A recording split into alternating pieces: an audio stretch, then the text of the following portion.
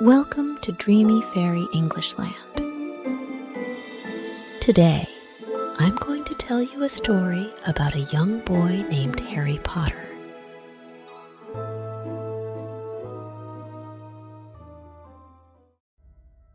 Harry Potter has just received the coolest new flying broomstick because he's about to represent Gryffindor in the upcoming Quidditch match. As the youngest seeker in history, he must chase down the fast-flying golden snitch on the field. Will he be able to win? Relax and get cozy. You can choose a comfortable position. Let's dive into the fantastic story. The magic begins now. Harry Potter had just received the coolest new broomstick, the Nimbus 2000, and he was super excited. Earlier that day in Hogwarts' Great Hall, during breakfast, an owl had swooped down and dropped a large parcel in front of him. Inside was the sleek, polished broomstick that gleamed under the morning sunlight filtering through the enchanted ceiling. It was perfect for Quidditch, designed for speed and agility. This was given to him by Professor McGonagall because he would represent Gryffindor in the upcoming Quidditch match against Slytherin. She congratulated him and emphasized the importance of a reliable broomstick for Gryffindor's seeker. Harry couldn't wait to try it out. As the youngest seeker ever, he had an important job, chasing after the very fast golden snitch during the game. Quidditch matches were really important at Hogwarts, and here's how they worked. In a Quidditch match, each team has 7 players, 3 chasers, 2 beaters, 1 keeper, and 1 seeker. The chasers try to score points by throwing the quaffle through the other team's hoops, earning 10 points for each goal. The beaters use bats to keep bludgers away from their teammates. The keeper guards their team's hoops. And the seeker's job is to find and catch the golden snitch, which earns their team 150 points and ends the game.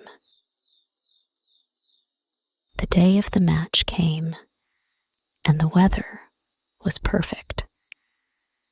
The sun was shining, and there was a gentle breeze, just right for Quidditch. The stands were packed with excited students and teachers, all cheering for their own houses. Harry's friends were there too, cheering him on. Gryffindor was playing against their biggest rivals, Slytherin. Harry could feel the excitement and nervousness in the air. Harry hopped on his Nimbus 2000 and took off from the ground. He soared up into the sky, feeling the wind blowing past his ears. The match began, and as soon as the whistle blew, the quaffle was thrown into play. The chasers from both teams started playing immediately, trying to score points by throwing the quaffle through the hoops. But Harry kept looking around for the golden snitch. The match was intense. Both seekers were flying incredibly fast, racing each other. Harry leaned forward, urging his Nimbus 2000 to go faster. He saw the golden snitch ahead of him, its little wings flapping quickly. Suddenly, Harry's broomstick started shaking uncontrollably. It felt like the broomstick had a mind of its own, bouncing up and down wildly. He tried hard to stay balanced, but the broomstick spun around wildly, almost throwing him off. The spectators in the stands gasped in surprise, watching Harry's broomstick acting strangely.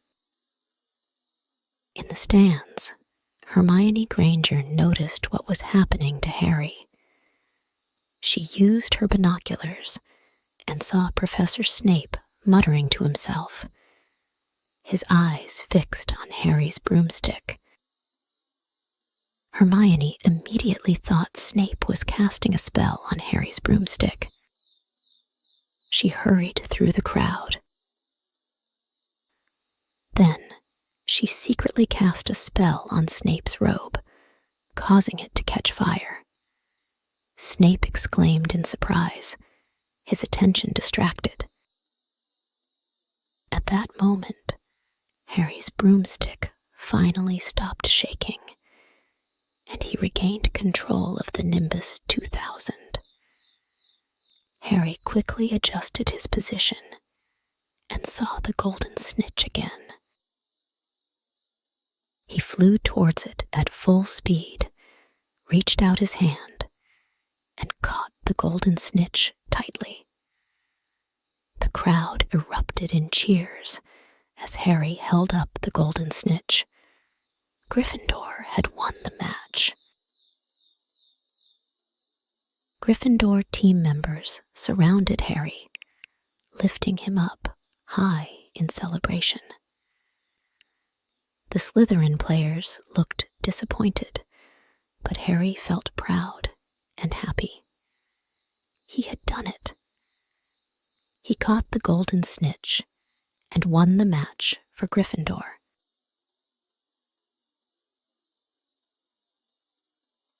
After the match, Harry, Ron, and Hermione went to Hagrid's hut together. They were eager to figure out why Snape had tried to curse Harry's broomstick. "Hagrid, we believe Professor Snape cursed my broomstick during the match," Harry said. "Hermione saw him casting spells, and I accidentally overheard Snape mention a wound on his leg, like it was from a 3-headed dog. We suspect that he released the troll on Halloween night to create chaos, and then attempted to sneak past the 3-headed dog to steal the guarded object," Harry explained. Hagrid's expression turned serious. "Now, don't jump to conclusions. Several professors are involved in guarding that thing, so it's very secure. Even Professor Snape is helping protect it. He wouldn't do something like that." Despite Hagrid's strong denial, Harry and his friends still suspected Snape. However, they also realized that Hogwarts had many secrets, and they needed to be more careful in facing the challenges ahead. Even though there were still unanswered questions, Harry was very happy to have won the match. Every day since joining the Quidditch team, he had trained hard, improving his flying skills constantly. Now, he had finally proven his abilities. No one could say he was just famous for no reason.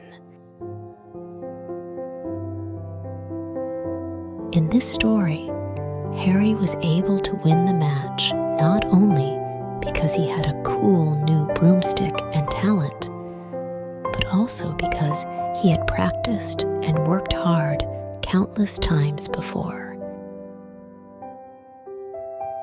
whatever we do in life requires dedication and time to achieve ultimate success.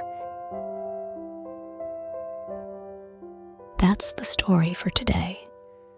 If you enjoyed it, remember to subscribe to our channel and give us a thumbs up.